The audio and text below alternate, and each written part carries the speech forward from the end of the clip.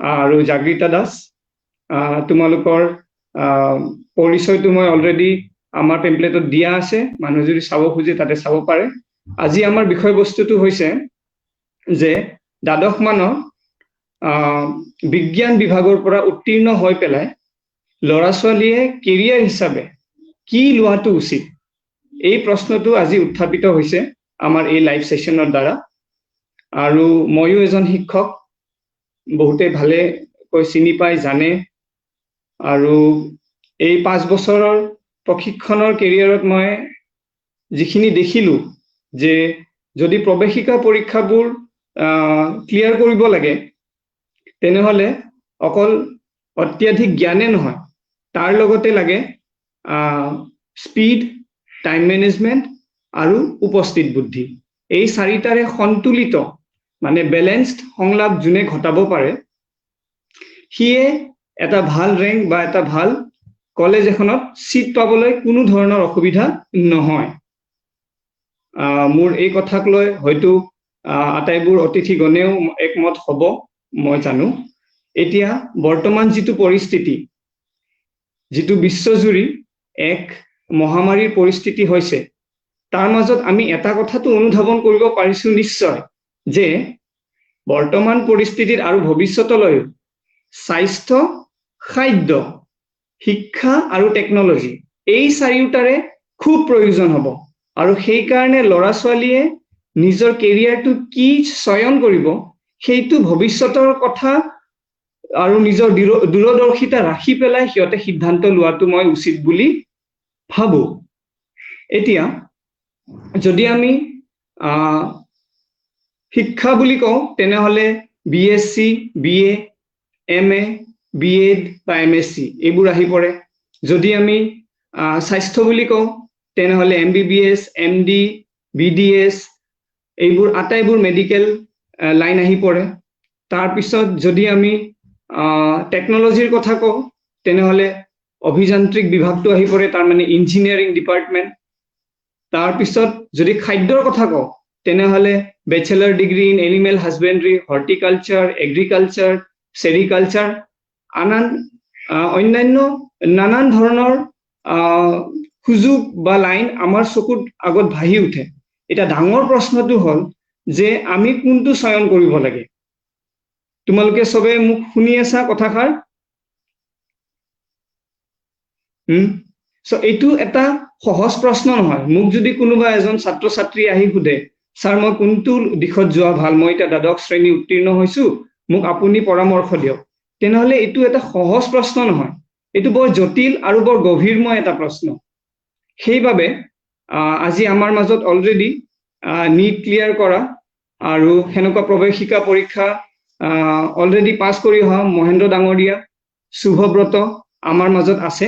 এওঁলোকে বিভিন্ন ধৰণৰ প্ৰৱেশিকা পৰীক্ষাবোৰ কেনেকে কষ্টৰে আৰু কিমান একনিষ্ঠ মনেৰে সাধনা কৰি পেলাই কেনেকে ফলাফল লাভ কৰি নিজৰ কাৰণে এটা সিট উলিয়ালে সেই কথাষাৰ আমি এজন এজনকৈ জানিম। মই পোনপ্ৰথমে মহেন্দ্ৰ ডাঙৰীয়াক তেখেতৰ অভিজ্ঞতাখিনি ইয়াতে দাঙি ধৰিবলৈ মই আহ্বান জনালো। ধন্যবাদ। Hi everyone. So অকমান বেকগ্ৰাউণ্ড তাৰে আগতে সোনকালে দিছো। So মই অসম জাতীয় বিদ্যালয়ৰ পৰা প্ৰৱেশিকা পাছ কৰি উঠি কটন কলেজৰ পৰা হায়াৰ ছেকেণ্ডাৰী কৰিছিলো বিজ্ঞান শাখাত। তাৰপিছত মই IIT BHUৰ পৰা বাৰাণসীৰ পৰা তাৰ পৰা চেৰামিক ইঞ্জিনিয়াৰিঙত গ্ৰেজুৱেশ্যন শেষ কৰি তাৰপিছত IIM ইন্দোৰৰ পৰা মই মেনেজমেণ্টৰ MBA ডিগ্ৰী লৈছিলো। এতিয়া বৰ্তমান চেন্নাইত কৰ্মৰত। চ' গোটেই প্ৰচেছটোত যেতিয়া মই নিজৰ এক্সপিৰিয়েঞ্চৰ ফালৰ পৰা মানুহে সুধিবলৈ যায়, প্ৰথম কথা মই একদম ক্লিয়াৰ কৰি দিব বিচাৰো ইয়াতে, ৰাইট? কাৰণ আজিলৈকে যিমানখিনি মানুহক মই কথা কৈছো কি কেৰিয়াৰ চুজ কৰিব লাগে বা কেনেদৰে আগবাঢ়িব লাগে, প্ৰথম কথা আটাইতকৈ ডাঙৰ কথা যিটো মই ভাবো, সকলো মানুহ যদি গোটেই পৃথিৱীৰ একেটা ধৰণৰ কেৰিয়াৰৰ পিনে আগবাঢ়ে তেনেহলে গোটেই পৃথিৱীখনৰ একো উন্নতি নহব। সেইটো প্ৰথম একদম চিধা চিধি কথা। আমি নিজৰ যিটো মন আৰু নিজৰ কাৰণ সকলো মানুহৰ মাজত আপোনাৰ যিটো মন মোৰ সেইটো মন নহব পাৰে বা আপোনাৰ যিটো পটেনশিয়েল মোৰ সেইটো নাথাকিব পাৰে আপুনি কিবা এটা কামত ভাল যিটো কামত মই ভাল নহয় এটসেট্ৰা বাট এটা কথা পৃথিৱীৰ সকলো মানুহৰে কমন হ'ব লাগে সেইটো হ'ল যে প্ৰতিজন মানুহৰে পৃথিৱীৰ সেইটো সপোন এটা থাকিব লাগে আৰু সেইটো বাস্তৱত পৰিণত কৰিবলৈ তেওঁ এটা কেৰিয়াৰ এটা প্ল্যান বনাব লাগে সেইটো it is as simple as that এতিয়া মই যেতিয়া দ্বাদশ শ্ৰেণীত পঢ়িছিলো তেতিয়া আমাৰ সেইখিনি সময়ত আমাৰ কেৰিয়াৰ কাউন্সেলিং ভালেখিনি আছিলে বাট তথাপি যেতিয়া মই যেতিয়া কলেজত জইন কৰিছিলো বাৰাণসীত আৰু তেতিয়া মই বাকীখিনি ৰাজ্যৰ মানুহখিনিক দেখিছিলো আই ৱাজ ৰিয়েলি ছাৰপ্ৰাইজড যে সিহঁতৰ ইঞ্জিনিয়াৰিঙত মোতকৈ জ্ঞান কম বেছি থাকক সেইটো কথা নহয় বাট কেৰিয়াৰ বিষয়ক যে ইঞ্জিনিয়াৰিঙৰ বাহিৰেও আৰু কি কি ধৰণৰ উপায় আছে আৰু কি কি ধৰণৰ কেৰিয়াৰ ল'ব পাৰি বিজ্ঞানৰ পিছত আমি সেইবোৰ মই তাৰে টু বি অনেষ্ট তাৰে 20% বা 30% নাজানিছিলো এতিয়া জানো কাৰণে আন মানুহক ক'ব পৰা হৈছো সেইটো বেলেগ কথা গতিকে মই সেইটো কাৰণে আজি এইটো ক্লিয়াৰ কৰি দিব খুজিছো বিফৰ মানে আনে কিবা প্ৰশ্ন এটা সোধক যে মই কেনেকে পঢ়িছিলো বা মই কি কৰিছিলো বা মই কেনেকে কেট ক্লিয়াৰ কৰিলো বা মই IIM ত কেনেকে গলো rather than that what I want to focus is যে তোমাৰ কি কৰাৰ প্ল্যান তুমি কি কৰি ভাল পোৱা আৰু সেইটো হিচাপত আৰু সেইটো ৰিলেটেড কিবা এটা ভাল কেৰিয়াৰ বিজ্ঞানত দ্বাদশ শ্ৰেণী বা দশম শ্ৰেণী পাছ কৰাৰ পিছত আছে নে নাই সেইটো আটাইতকৈ ইম্পৰ্টেণ্ট বুলি ভাবো আৰু সেইটো বিষয়ে আমি আন মানুহক এটলিষ্ট আমাৰ নৱচামক সজাগ কৰিব লাগে সেইটো I just want to put it out there so' ইয়াৰ পিছত সেইখিনি কথা কোৱাৰ পিছত I will be very happy to take যে ইঞ্জিনিয়াৰিঙৰ বাহিৰেও আৰু কি কি ধৰণৰ কেৰিয়াৰ আছে বা সৰ্বভাৰতীয় লেভেলত কি কি ধৰণৰ পৰীক্ষা হয় আৰু কোনটো সহজ হয় কোনটো টান হয় সকলো বস্তুৱে টান হ'ব নোৱাৰে IITৰ নিচিনা সেইটো চিধা কথা কোনটো হয় তাৰে বেলেগ বেলেগ ধৰণৰ হেক থাকে I will be very happy to take those questions but এতিয়া নিজৰ ফালৰ পৰা এক্সপিৰিয়েঞ্চ যদি ক'বলৈ খোজো কষ্ট কৰিব লাগে কষ্ট নকৰিলে একো নহয় সেইটো চিধা কথা কষ্ট কৰিছিলো ক্লাছ আছিলে ক্লাছৰ পিছত আমি কোচিঙত যামগে কোচিঙত আমি ধুনীয়াকে পঢ়া শুনা খিনি কৰিম ডাউট থাকিলে আমাৰ নিজৰ মাজতে গ্ৰুপ আছিলে গ্ৰুপৰ ভিতৰতো সাব গ্ৰুপ আছিলে যে আমি যিকেইটা মই অকমান কেমিষ্ট্ৰিত ভাল নাছিলো গতিকে কেমিষ্ট্ৰি খিনি আমি একেলগে বহি পেলাই এক্সট্ৰা আৱাৰ্ছ পুট কৰিছো অকমান বেছিকে ঘণ্টা দি পেলাই আমি কেমিষ্ট্ৰিটো পঢ়িছিলো যদি মই মেথছত ভাল আছিলো ভালেখিনি গতিকে মই মোৰ লগৰ কেইটাক মেথছ শিকাইছিলো যিটো আমাৰ গ্ৰুপৰ যিটো কেমিষ্ট্ৰিত ভাল আছিলে সি আমাক কেমিষ্ট্ৰি খিনি শিকাইছিলে গ্ৰুপ ষ্টাডি আৰু any kind of group activity is always helpful সেইটো কথা সেইটো কথা আমি যদি বুজা নাই আজিলৈকে সেইটো কথা এতিয়াই বুজিব লাগে প্ৰথম কথা দ্বিতীয় কথা coaching is not the and of everything যদি তোমাৰ নিজৰ মন নাই কোনেও ধৰি বান্ধি চামুচ এখনেৰে ভাতটো খুৱাই পেলাই গিলাই দিব নোৱাৰে সেইটো চিধা কথা তোমাৰ যদি মন আছে ৰুটিন এখন বনোৱা পঢ়া আৰু যদি তাৰপিছত যদি কিবা এটা হোৱা নাই ধৰা এগেইন লাক বুলি এটা ফেক্টৰো থাকে সেইটো চিধা কথা সেইটো মই 100% মানো যে লাক ফেক্টৰটো আছে মই চাগে লাকি কাৰণ মই এবাৰতে IIT ক্লিয়াৰ কৰিছিলো মোৰ লগৰ মোতকে বেছি টেলেণ্টেড ভালেখিনি মানুহে ওলোৱা নাছিলে এইটো মই চিধা কথা মই মানিছো লাকটো থাকে but at the end of the day সেই আশাটো নেৰি পেলাই হতাশাত নুভুগি পেলাই আকৌ এবাৰ আনলেছ ইউ ছাকচিড তেতিয়ালৈকে তুমি সেই বস্তুটো ক্লিয়াৰ নকৰা যিটো তোমাৰ মন আছে সেইটো নকৰালৈকে তুমি লাগি থাকিব পাৰা নহলে বা তুমি যদি ভাবিছা যে সেইটো কৰিব পৰা নাই তেনেহলে তাৰে ৰিলেটেড অল্টাৰনেট প্লেনো সদায় থাকেগে আৰু সদায় থাকিবগে আৰু সেইটো তুমি জানিব লাগিব সেই দুয়োটা কথাকে মই I think I want to put it out there হয় ধন্যবাদ মহেন্দ্ৰ ডাঙৰীয়া তোমালোক ছাত্ৰ ছাত্ৰীয়ে আমাৰ আজি এই লাইভ সংলাপখিনি প্ৰেৰণ কৰি আছা বোধহয় বুজিলা তেখেতে কি বুজাব খুজিছে কাৰণ তেখেত নিজে IIT JEE ক্লিয়াৰ কৰি আকৌ IIM ত পঢ়ি আছে সো এতিয়া মোৰ এটাই প্ৰশ্ন মহেন্দ্ৰ ডাঙৰীয়ালৈ যে যদি IIT ত সিট পাব লাগে তেনেহলে যোনটো প্ৰিপাৰেচন সেইটো কেনেকে আগবঢ়া ভাল বা সিট এটা লোৱাৰ কাৰণে ল'ৰা ছোৱালী কেনেকে আগবাঢ়িব কাৰ পৰা সহায় ল'ব আৰু ফিউচাৰত কেনেকুৱা স্কোপ হ'ব পাৰে এইটো অলপমান ক'লে মই ভাল পাওঁ মহেন্দ্ৰ ডাঙৰীয়া হয় ধন্যবাদ সো এগেইন দুটা প্ৰশ্ন গতিকে প্ৰথমটোৰ উত্তৰ দি লওঁ প্ৰথমটো কেনেকৈ সিট পাব লাগে সো সেইটো হ'ল যে চিধা কথা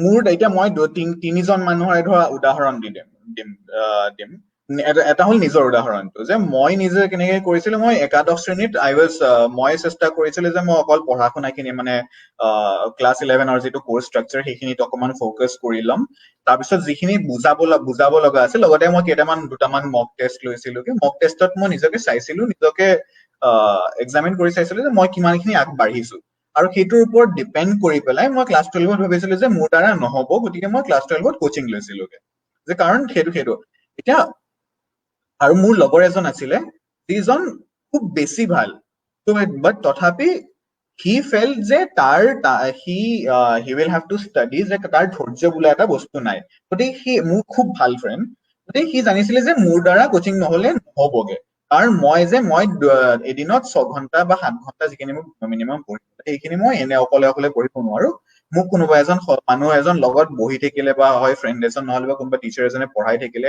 সুবিধা হয় গতিকে সি নিজে জানিছিলে এইটো কথা গতিকে সি 11ৰ পৰা ধুনীয়াকে কোচিং লৈছিলে এতিয়া মই কৈছো যে সেইটো যে এতিয়া তুমি নিজে জানিব লাগিব নিজৰ পটেনচিয়েল খিনি কিমান আৰু I'll tell you the most helpful thing আটাইতকে হেল্পফুল থিং মই আজিলৈকে জীৱনত যিমানখিনি কম্পিটিটিভ এক্সাম দিছো অকল কেট বুলিয়ে নহয় অকল IIT JEE বুলিয়ে নহয় বা অকল UPSC বুলিয়ে নহয় মক টেষ্ট সদায় আটাইতকে হেল্পফুল হয় কাৰণ মক টেষ্টে তোমাক সদায় এটা লেভেলত গম পোৱাই থাকিবগে যে তুমি আজি কিমানখিনি আগবাঢ়িব পাৰিছা কম্পেয়াৰ টু তোমাৰ বাকীখিনি যিখিনি কম্পিটিটিভ সেইটো প্ৰথম কথা সেইটো মই সদায় খুব চিৰিয়াছলি লৈছিলো মক টেষ্টক আজি যদি মই কেমিষ্ট্ৰিটো ভাল কৰা নাই মক টেষ্টৰ পিছৰ গোটেই এমাহ ধৰি পেলাই মই অকল কেমিষ্ট্ৰিতে দিনে 6 ঘন্টা 7 ঘন্টাকে মই ধ্যান দি পঢ়িম বাকী মেথছটো যদি মই ভাল হয় তেনেহ'লে সেইটো মই অকণমান ছেকেণ্ডত থম পিছৰ মক টেষ্টটো যদি ধৰা মই ফিজিক্সত অকণমান কম নম্বৰ পাইছো তেতিয়াহ'লে মই নিজে জানি পেলাই চাব খুজিম যে ফিজিক্সৰ কোনটো টপিকত অকণমান মই কম নম্বৰ পাইছো এই যে ইলেক্ট্ৰমেগনেটিজমত কম নম্বৰ পালো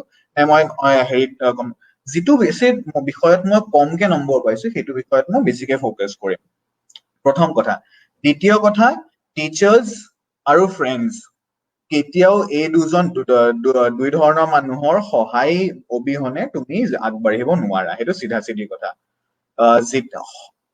লাগিলে কোচিঙৰে হওক লাগিলে কলেজৰে হওক লাগিলে টিউচনৰে হওক teachers are always willing to help you তোমাৰ যদি লাজ লাগিছে সকলোৰে সন্মুখত সুধিবলৈ তেনেকুৱা মানুহ থাকে তোমাৰ যদি লাজ লাগিছে সকলোৰে সন্মুখত কোনো দিগদাৰ নাই ক্লাছৰ পিছত গৈ পেলাই প্ৰফেচৰক গৈ পেলাই বা টিচাৰক গৈ পেলাই সোধা যে ছাৰ মই এইটো বুজি পোৱা নাই বা সকলোৰে যদি সন্মুখত সুধিব পাৰা তেনেকুৱা মানুহ আছে তেনেহ'লেতো ভালে কাৰণ তোমাৰ লগতে আন তোমাৰ লগৰ কেইজনেও শিকি ললে উত্তৰটো যদি তোমাৰ তেনেকুৱা লাজ লাগে বা তোমাৰ কিবা এটা ধৰণৰ হয় মই সেইটোক লৈ ক'ব নাজানো বাট পিছত গৈ সোধা সংকোচ নকৰিবা এইটো চিধা কথা কাৰণ teachers are always there to help প্ৰথম কথা দ্বিতীয় কথা তোমাৰ পিয়াৰ্ছ বিলাক are always there to help আমি এতিয়া কলেজত আমি যেতিয়া ইঞ্জিনিয়াৰিঙত নাম লগালো তেতিয়া বা এতিয়া MBA যেতিয়া নাম লগালো তেতিয়াহে আমি ৰিয়েল কম্পিটিশ্যনটো দেখিলো আমি কটনত পঢ়ি থাকোতে সেইখিনি সময়ত কম্পিটিশ্যন বুলি একো বস্তু নাছিলে লগৰ সকলোখিনি মানুহে এটা আনটোক ধৰি মেলিয়ে আমি এটা আনটোক ওপৰলৈ উঠালোগে মই নিজে সকলো বস্তুত ভাল নাছিলো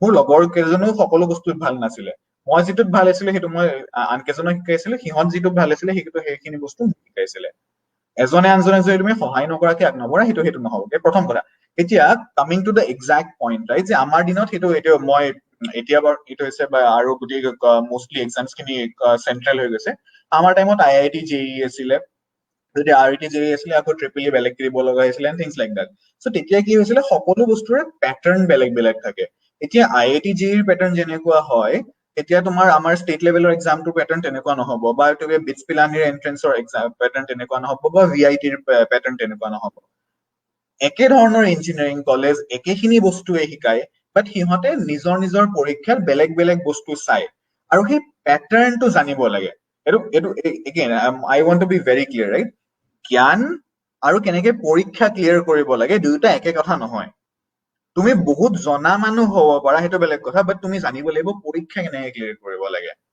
আৰু সেইটো বস্তু কিছুমান বস্তুৰ পৰা আহে কমন চেন্স আগৰ পেপাৰ্ছ বিলাক চাই পেলাই জানিব লাগে যে কেনেকুৱা ধৰণৰ প্ৰশ্ন সোধে টিচাৰ্ছ খুব হেল্পফুল হয় এইবিলাক বস্তু যে টিচাৰ্ছে তোমাতকে বেছি জানিব কাৰণ তেওঁলোকৰ বেছি এক্সপেৰিয়েঞ্চ তুমি 2 বছৰ ধৰি পঢ়িছা 11 আৰু 12 টিচাৰ্ছ কেইজনে যোৱা 10 বছৰৰ পৰা 40 বছৰলৈকে শিকাই আহিছে তেওঁলোকে তোমাতকে এনিদে বেছিকে জানিব যে কোনটো পৰীক্ষাত কেনেকুৱা প্ৰশ্ন আহিব পাৰে তৃতীয় কথা এবাৰ যেতিয়া আমি গম পালো যে কি ধৰণৰ পেটাৰ্ণছৰ প্ৰশ্নখিনি আহিছে, সেই ধৰণৰ পেটাৰ্ণছৰ প্ৰতি ধ্যান দিব লাগে। যে দুয়োটা বস্তু সমান। এনেকুৱা নহয় যে আমি কিছুমান মোৰ লগৰখিনিয়ে কয় যে আমি অংক মুখস্থ কৰিছিলো ক্লাছ 10ৰ পৰীক্ষাত, কাৰণ মই অংকত ভাল নহয়। এতিয়া মুখস্থ কৰি পেলাই অংক তুমি নেশ্যনেল এন্ট্ৰেন্সেছ ক্লিয়াৰ কৰিব নোৱাৰা, এইটো চিধা চিধি কথা। জ্ঞানটোও থাকিব লাগিব, but at the same time যে অকল জ্ঞানটো থাকিলে এনেকুৱা বহুত আছে মোতকে বহুত বেছি চোকা, বহুতেই বেছি চোকা, মই হেণ্ডছ ডাউন। বাট তথাপি সিহঁত চাগে প্ৰবাবলি মোৰ নিচিনা কলেজৰ পৰা পঢ়া নাই, কাৰণ সিহঁতে ক্লিয়াৰ নকৰিলে। কাৰণ তুমি সেইটোও জানিব লাগিব এট দ্য ছেইম টাইম যে প্ৰশ্ন কেনেকে ক্লিয়াৰ কৰিব। দুয়োটা কথা থাকিব লাগিব, প্ৰথম কথা। ত' আই হোপ আপোনাৰ প্ৰথম প্ৰশ্নটোৰ উত্তৰটো দিলো। ছেকেণ্ড প্ৰশ্নটো যিটো আছিলে, হয়, চ' ছেকেণ্ড প্ৰশ্নটো হয় কওক মহেন্দ্ৰ ডাঙৰীয়া, মই শুনি আছো। হয়, চ' এগেইন ছেকেণ্ড যিটো প্ৰশ্ন আছিলে যে কি ধৰণৰ প্লেন আছে এতিয়া। প্লেন মই যিটো ইঞ্জিনিয়াৰিং কৰিছিলো that is called ceramic engineering. সেইটো চাগে ইয়াতে ইভেন লাইভৰ শুনি থকা আৰু 90% মানুহে চাগে শুনা নাই। সেইটো চিধা চিধি কথা। এতিয়া ইঞ্জিনিয়াৰিং বুলি ক'লে আমাৰ চিধা চিধি মনতে আহে মানে মেকানিকেল ইঞ্জিনিয়াৰিং বা চিভিল বা বৰ বেছি ইলেক্ট্ৰিকেল আৰু কম্পিউটাৰ চাইন্স। সেইটো চিধা চিধি কথা। এতিয়া কথা হ'ল ইমান বেছি ভাগ আছে আৰু সকলো বস্তুতে there is a word called niche, আৰু সেইটো বস্তু আজিকালি খুব বেছি আগবাঢ়ি আহিছে। তোমাৰ যদি মেকানিকেল ইঞ্জিনিয়াৰ ভাৰতত বছৰত 1 লাখ জন ওলায়, তেনেহলে তোমাৰ বায়'মেডিকেল ইঞ্জিনিয়াৰ তোমাৰ চাগে বছৰত 1000 জন ওলাব ভাৰতৰ পৰা। সেই 1000 জন যদি ওলাই, তোমাৰ ডিমাণ্ড কম থাকিব পাৰে, সেইটো মই মানিছো, but at the same time তোমাৰ ছাপ্লাইও কম আছে। যদি 1000 জন মানুহ ওলায়, সেই গোটেই বায়'মেডিকেল আৰু বায়'কেমিকেল ইঞ্জিনিয়াৰ আজি যেনেকে ধৰা কৰোণা হৈ আছে, সেই বায়'মেডিকেল আৰু বায়'কেমিকেল ইঞ্জিনিয়াৰ্ছ খিনিয়েহে অকল তাতে ৰিচাৰ্চ কৰি পেলাই গোটেই ভাইৰলজি আৰু হেৰি গোটেই ৰিচাৰ্চ কৰি পেলাই they are working day and night in those life sciences companies, doctors বিলাকৰ লগতে লগ লাগি পেলাই, আৰু তেওঁলোকে গোটেইখিনি কাম কৰিছে। ডু ইউ ৰিয়েলি থিংক যে এনেকুৱা বস্তু এনেকুৱা কামৰ ডিমাণ্ড নাই? if you really think that, go back and think again. সেইটো চিধা চিধি কথা। সকলো বস্তুৰে ডিমাণ্ড সিমান থাকে সাধাৰণতে যিমানখিনি ছাপ্লাই থাকে, এইটো চিধা চিধি কথা। গতিকে এনেকুৱা নহয় যে অকল মই গ'লে অকল ইঞ্জিনিয়াৰিং ল'লে অকল কেমিকেলে ল'ব লাগিব, মেকানিকেল ল'ব লাগিব, things like the computer science ল'ব লাগিব। যদি তোমাৰ মন নাই, যদি তোমাৰ কেমিষ্ট্ৰিত খুবেই বেছি ৰাপ, বা যদি তোমাৰ জেনেৰেল BSc বা MSc কৰা মন নাই, বা যে নহয় মই অকল ইঞ্জিনিয়াৰিং কৰিম, go into biochemical engineering. It's as simple as that. আৰু তাৰে আগত এনেকুৱা নহয় যে মই গৈ পেলাই কৰিব দিছো, অকমান গৈ পেলাই পঢ়া। এনেকুৱা ভালেখিনি আছে। আফটাৰ দ্য ফেচবুক লাইভ প্ৰবাবলি আমি লগ লাগি পেলাই এনেকুৱা এটা লিষ্ট দি পেলাই আমি মানুহখিনিক জনাব পাৰো যে আৰু কেনেকুৱা ধৰণৰ কেৰিয়াৰ প্লেন থাকে, যিখিনি বস্তুৰ বিষয়ে মানুহ সাধাৰণতে অৱগত নহয়।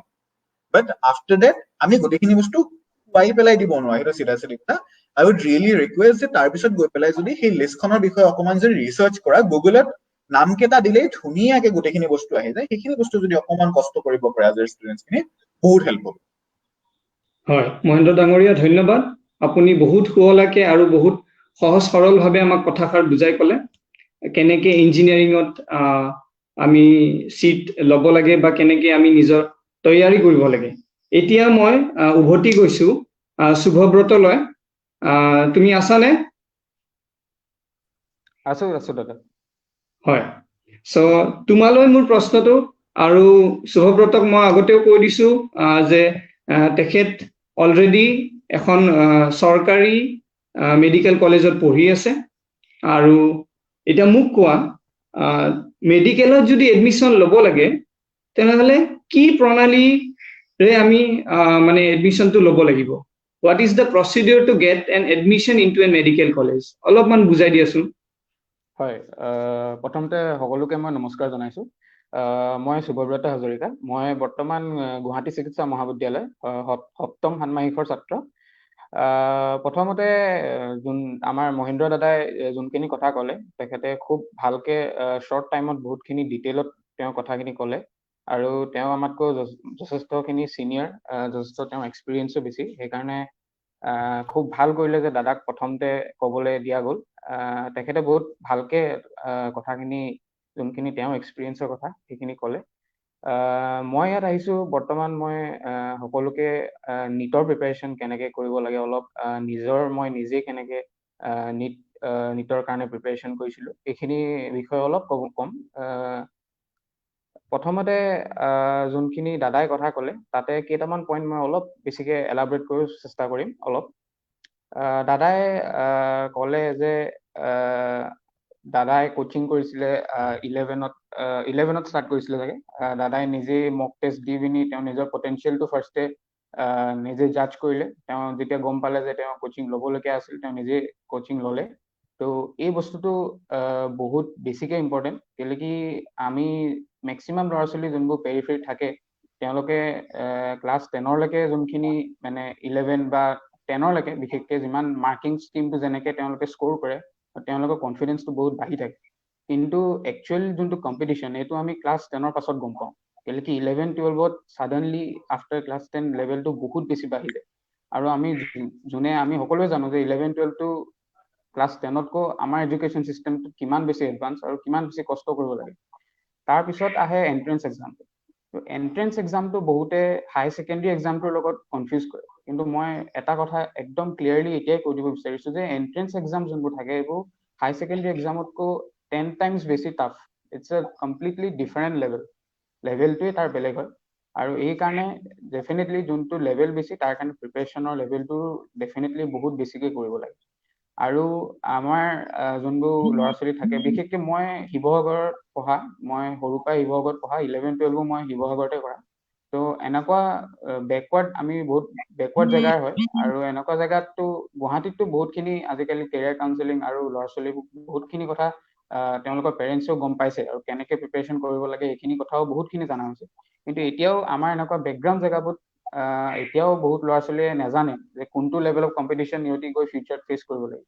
তো এইটো বহুত ইম্পৰ্টেণ্ট যে তুমি যেনেকৈ হয় চামহাও তুমি জানিব লাগিব যে তোমাৰ পটেঞ্চিয়েলটো কি আৰু তোমাৰ কিমান লেভেল অফ প্ৰিপেৰেশ্যন তোমাক লাগিব। স্পেচিয়েলি যোনকেইটা ইঞ্জিনিয়াৰিং বা মেডিকেল এক্সামছ কেইটা আছে, এণ্ট্ৰেন্স এক্সাম কেইটা। আৰু দাদাই এটা কথা ক'লে যে যোনটো কেৰিয়াৰ্ছ কিছুমান আমাৰ ইণ্ডিয়ান ছ'চাইটিত কিছুমান কেৰিয়াৰ বহুত বেছি প্ৰিভিলেজড হয় আৰু মানুহবোৰে সেইখিনি কেৰিয়াৰতে আজিকালি এতিয়ালৈকে সেইখিনি কেৰিয়াৰতে গৈ থাকে। ল'ৰা ছোৱালী বেছিকৈ ইয়াতে যাব বিচাৰে, ইঞ্জিনিয়াৰিং হওক মেডিকেল হওক এইকেইটাই কেৰিয়াৰ। আমাৰ যদি টিপিকেল এটা ছায়েন্স ষ্টুডেণ্টক সোধে যে কি বনিব বিচাৰিছা, তেতিয়া এই দুটাই ক'ব, মেক্সিমামে এই ক'ব ইদাৰ ডক্টৰ বা ইঞ্জিনিয়াৰ। তো এনেকুৱা বহুত বেলেগ লাইনো আছে যোনকেইটা মই ভাবোঁ যে এতিয়া সময়ত ডক্টৰ ইঞ্জিনিয়াৰিংতকৈ বেছি পটেঞ্চিয়েল আছে, কেলৈ কি ডক্টৰ ইঞ্জিনিয়াৰিংটো দাদাই জানিব অলৰেডি ডাইলুট হৈছে, কেলৈ কি জবছ নাই ইণ্ডিয়াত। আৰু ইণ্ডিয়াই যিমান প্ৰডাকশ্যন কৰিছে, দাদাই যোনটো কথা কৈছিলে যে যিমান মেকানিকেল ইঞ্জিনিয়াৰ যদি 1 লাখটা ওলাই জব অপৰচুনিটি নায়েই ইমান। চ' ডাইৰেক্টলি দে আৰ জবলেছ। আৰু খুব ডক্টৰ লাইনটো খুব বেছি ইন 5 to 10 years ডাইলুট হৈ যাব। ডক্টৰছো অলৰেডি চাফিচিয়েণ্টলি হৈ যাব। তো এনেকুৱাত মই ভাবোঁ যে বহুতখিনি বেলেগ কেৰিয়াৰ লাইন আছে যোনখিনি কথা আমি ভালকৈ নাজানো বা ল'ৰা ছোৱালীবোৰক ভালকৈ এতিয়ালৈকে কোনো কোৱা নাই। বহুত ইম্পৰ্টেণ্ট যে তোমালোকে এই কেৰিয়াৰ লাইন কেইটাও এবাৰ ইফ পচিবল তোমালোকে বেলেগ কেৰিয়াৰ লাইন কেইটাও চাই থোৱা এবাৰ। আৰু এইটো নাভাবিবা যে যদি তুমি মনত ভাবি থৈছা যে ডক্টৰ বা ইঞ্জিনিয়াৰিং কৰিম কিন্তু পঢ়া নাই, ইঞ্জিনিয়াৰিং বা মেডিকেল এক্সামটো ক্ৰেক কৰিব পৰা নাই, এইটো নাভাবিবা যে তোমাৰ লাইফটো আৰু আগবাঢ়িব নোৱাৰে। এইটো কথা বহুত বেয়া। আজিকালি ডিপ্ৰেশ্যন বহুত কমন হৈ গৈছে আৰু ল'ৰা ছোৱালীবোৰে ভাবে যে যদি মই ডক্টৰ বা ইঞ্জিনিয়াৰিং হ'ব নোৱাৰোঁ তো মোৰ কোনো লাইফে নাই। এইটো একদম খুব ভুল কথা। এনেকুৱা ধাৰণা যে তোমালোকে মনত নানা, এইটো মই আগতেই কৈ থৈছোঁ। এতিয়া মই দাদাই যোনটো কথা কৈছে নীট প্ৰিপেৰেশ্যন, মই ডাইৰেক্টলি তাত পইণ্টত যাম। তো মই যেনেকুৱা পঢ়া শুনা কৰিছিলোঁ, মই 11-12 মই কোচিং ষ্টাৰ্ট কৰিছোঁ। ক্লাছ 11তে মই কোচিং ষ্টাৰ্ট কৰিছোঁ। ফৰ্চুনেটলি শিৱসাগৰত ক্লাছ 11ত থাকোঁতে কোচিং ইনষ্টিটিউশ্যন এটা আহিছিল, মই তাতে জইন কৰিছোঁ আৰু তেতিয়াৰ পৰাই মই প্ৰিপেৰেশ্যনটো ষ্টাৰ্ট কৰিছোঁ। তো মই এটা কথা ক'ম তোমালোকক, যদি তোমালোকে জেনুইনলি প্ৰিপেয়াৰ কৰিব বিচাৰিছা, মই তোমালোকক ছাজেষ্ট কৰোঁ যে তোমালোকে কোচিং এটা লোৱা। ইভেন আফটাৰ হাই ছেকেণ্ডেৰী যদি তোমালোকে এতিয়ালৈকে লোৱা নাই, এই হাই ছেকেণ্ডেৰীৰ পাছতো এবছৰ কোচিং কৰি তোমালোকে লৈ লোৱা। গ্ৰিপিং তোমালোকৰ বহুত বেছিকৈ গ্ৰিপ আহিব। কোচিং ইনষ্টিটিউটৰ হেল্পটো বহুত লাগে, স্পেচিয়েলি যদি এণ্ট্ৰেন্স এক্সাম ক্ৰেক কৰিব বিচাৰিছা তেতিয়া কোচিং ইনষ্টিটিউশ্যনৰ হেল্পটো বহুত বেছি লাগে। কেলৈ কি তোমালোকে যোনখিনি স্কুল লেভেলৰ টিচাৰ হয় তেওঁলোকে তোমালোকক সিমান আইডিয়া দিব নোৱাৰিব যোন এণ্ট্ৰেন্স এক্সামৰ কাৰণে। তাৰ কাৰণে অলপ স্পেচিয়েল কেয়াৰ লাগে, স্পেচিয়েল নলেজ লাগে। তো কোচিং ইনষ্টিটিউশ্যন এখনত ল'লে মই ভাবোঁ বহুতখিনি সহায় হ'ব। আৰু মই 11-12 কোচিং ষ্টাৰ্ট কৰিছোঁ। 11টো আমি সকলোৱে জানো যোনে এইটো সময় পাৰ কৰি আহিছে যে 11টো অলপ খেলি মেলিকে যায়, মিছা কথা কৈ লাভ নাই, সকলোৱে অলপ 11ত চবৰে ক্লাছ 10 পাছ কৰি 11ত বৰকে মন নবহে পঢ়া শুনা। তো মোৰো তেনেকুৱাই হৈছিল, 11 ইয়াৰটো ময়ো ইমান তেনেকে হেৰি কৰা নাই, কিন্তু ক্লাছ 12ত যেতিয়া সোমাইছো তেতিয়ালৈকে কিন্তু চিৰিয়াছ হ'বই লাগিব, কেলৈ কি এবছৰ সময় বহুত হয়, আৰু এবছৰ সময় তুমি চিৰিয়াছলি সময় দিবই লাগিব এণ্ট্ৰেন্সৰ কাৰণে। তো 11ত মই 12ত আৰু ল'ৰা ছোৱালীবোৰে আৰু এটা খুব কমন ডাউট থাকে ল'ৰা ছোৱালীবোৰ যে মোক সোধে জুনিয়ৰবোৰে যে দাদা 11-12ৰ পঢ়াখিনিত তো থাকেই, তাৰ ওপৰত আকৌ এণ্ট্ৰেন্স কেনেকে পঢ়ো? তো এই কথাটো, এই ধাৰণাটোৱে ভুল হয়, তেওঁলোকে এইটো নাভাবিবা যে 11-12ৰ বস্তুখিনি যে এণ্ট্ৰেন্সৰ কাৰণে নালাগে, এনেকুৱা নহয়। 11-12ৰ বস্তুখিনি এণ্ট্ৰেন্সত লাগিব, তাৰ ওপৰত আৰু বস্তু লাগিব। তো তেনেকুৱা কথা, যদি তুমি জেনুইনলি এণ্ট্ৰেন্সৰ কাৰণে প্ৰিপেয়াৰ কৰিছা তো 11-12ৰ তোমালোকে চিন্তাই কৰিব নালাগে, 11-12টো একদম খুব ভালকে তোমালোকৰ তাতে কভাৰ আপ হৈ যায়। তো সেই বস্তুটো মইতো তেনেকে ছেপাৰেটলি পঢ়া নাছিলো, তাতে পঢ়ি 11-12টো মই ভালকেই পাছ কৰিছো, তেনেকুৱা কোনো কথা নাই। আৰু লাকিলি মই প্ৰথমবাৰতে এণ্ট্ৰেন্স ক্ৰেক কৰিব মানে পাৰিলো। আৰু আমাৰ সময়ত যোনটো নিট এক্সাম, এইটো ফাৰ্ষ্ট টাইম হৈছিল আমাৰ সময়ত, এইটো সময়তে নিট এক্সাম ফাৰ্ষ্ট টাইম হৈছিল, তেতিয়াৰ পৰা এতিয়ালৈকে নিটে পাতি আহি আছে। তো আমাৰ সময়ত যোনটো স্ক'ৰিং এভাৰেজ আছিলে এইটো বহুত কম আছিলে। আমি 500 যদি আমাৰ সময়ত স্ক'ৰ কৰিলে তো তোমালোকে ষ্টেট ৰেংক টপ 50 থাকিবাই, এইটো আৰু আমাৰ সময়ততো টপ 50ত আছিল 500 মাৰ্কছ। কিন্তু এতিয়া ৰিচেণ্টলি যোনবোৰ হৈছে তাত 600 মাৰ্কছ ক্ৰছ কৰিলেও তুমি টপ 50 নাথাকিব পাৰা, ইমান স্ক'ৰিং এভাৰেজটো বাঢ়ি গৈছে এতিয়া। তো সেইমতে তোমালোকে স্ক'ৰিংটো এতিয়া মানে এতিয়া 2-3 বছৰত চবেই এক্সপিৰিয়েঞ্চ আহি গৈছে, এক্সামটো কেনেকুৱা হয় পেটাৰ্ণটো চবেই গম পাই গৈছে, সেইকাৰণে স্ক'ৰিংটো বহুত বেছি বাঢ়ি গৈছে। তো সেইকাৰণে এতিয়া আৰু ইম্পৰ্টেণ্ট যে তোমালোকে প্ৰিপেৰেশ্যনটো অলপ সোনকালে ষ্টাৰ্ট কৰা, এইটো বহুত ইম্পৰ্টেণ্ট। আৰু মই 3টা ছাবজেক্ট থাকে, বায়'লজি, তোমাৰ ফিজিক্স আৰু কেমেষ্ট্ৰি। তো ইয়াতে মই ভাবো যে তোমালোকৰ 2টা ছাবজেক্টৰ ওপৰত গ্ৰিপ ষ্ট্ৰং লাগিবই, যদি তোমালোকে ভাবা যে মই এটা চলিড স্ক'ৰ এটা মোক লাগে, তো তোমালোক 2টা ছাবজেক্টত গ্ৰিপটো একদম এক্সট্ৰিমলি নেচেচাৰী। আৰু থাৰ্ড ছাবজেক্টটোত তুমি তেতিয়া জোৰ দিব লাগিব। মোৰ যেনেকুৱা আছিল, মোৰ কেমেষ্ট্ৰি ষ্ট্ৰং আছিল, দাদাৰ যেনেকে ফিজিক্স আছিলে মোৰ কেমেষ্ট্ৰিটো ষ্ট্ৰং আছিলে, ফিজিক্সটো মোৰ অলপ উইক আছিলে। তো তেনেকে মই যোনটো ছাবজেক্ট মোৰ উইক আছিল তাত মই এক্সট্ৰা এটেনশ্যন দিছিলোঁ। মই যদি দিনটোত 1-2 ঘণ্টা কেমেষ্ট্ৰি বা বায়'লজি পঢ়িলোঁ, মই 3-4 ঘণ্টা ফিজিক্সত দিব লাগে। তো তেনেকুৱা কথা। আৰু যদি মই ফাৰ্ষ্ট টাইমতে নিট ক্ৰেক কৰিছিলোঁ, স্পেচিয়েলি মই যোনটো মেইন মোৰ যোনখিনি মানে ডেভেলপমেণ্ট হ'ল, মই ক'ম যে মোৰ এক্সামৰ পাছত আমাৰ যেতিয়া হায়াৰ ছেকেণ্ডেৰী এক্সাম শেষ হৈছিল তাৰ একজেক্টলি 35 ডেইজৰ পাছত নিট আছিলে। মোৰ এতিয়া মনত আছে, এই 35 ডেইজ যোনটো গেপ পিৰিয়ড আছিলে, সেই সময়ত মানে কি হ'ল, এতিয়া হায়াৰ ছেকেণ্ডেৰী এক্সাম শেষ হ'ল, আৰু এক্সাম শেষ হোৱাৰ পিছত এটা টেম্পটেশ্যন থাকে যে ইমান দিন মই একো কৰা নাই, ইমান দিন মই একো কৰিব পৰা নাই, মই অলপ বাহিৰত যাওঁ, খেলো, খেলা ধূলা কৰোঁ, ফুৰিব যাওঁ। সেই সময়টো মোৰ মা দেউতা তেওঁলোকে আৰু মোৰ দাদাও আছে, তেওঁলোকে বহুত সহায় কৰিলে মোক ক'লে যে ভালকে তুমি এই সময়খিনি পাৰফেক্টলি ইউটিলাইজ কৰা, আৰু সেইখিনি সময় চবতছে বেছি হেল্পফুল হ'ল মোৰ কাৰণে। মই 35 ডেইজতে মেক্সিমাম পঢ়া শুনা এই সময়ত কৰিছোঁ, কেলৈ কি ইঞ্জিনিয়াৰিংটো অলপ বেলেগ আৰু মেডিকেলটো বহুত বেলেগ। স্পেচিফিকেলি মই কৈছোঁ যে দাদাই যোনখিনি কথা কৈছিল যে অংক তুমি মুখস্থ কৰি পিনি লিখি দিয়া, সেইটো একদম বেয়া কাম, মই কেতিয়াও ছাজেষ্ট নকৰোঁ যে তোমালোকে কৰা। এইটো ক্লাছ 10লৈকে কাম কৰিব, তাৰ পাছত কিন্তু কাম নকৰে, এইখিনি বস্তু মই কৈ দিছোঁ এতিয়া। তো তেনেকে বায়'লজিত কিন্তু এটা বস্তু থাকে, তাত বায়'লজিত মেমৰিৰ প্ৰশ্নটো আহে, আৰু নিট এক্সামৰ যোনটো পেটাৰ্ণ তাত তুমি দেখিবা যে কুৱেশ্যনবোৰ বহুত বেছিকে ৰিপিট হয়।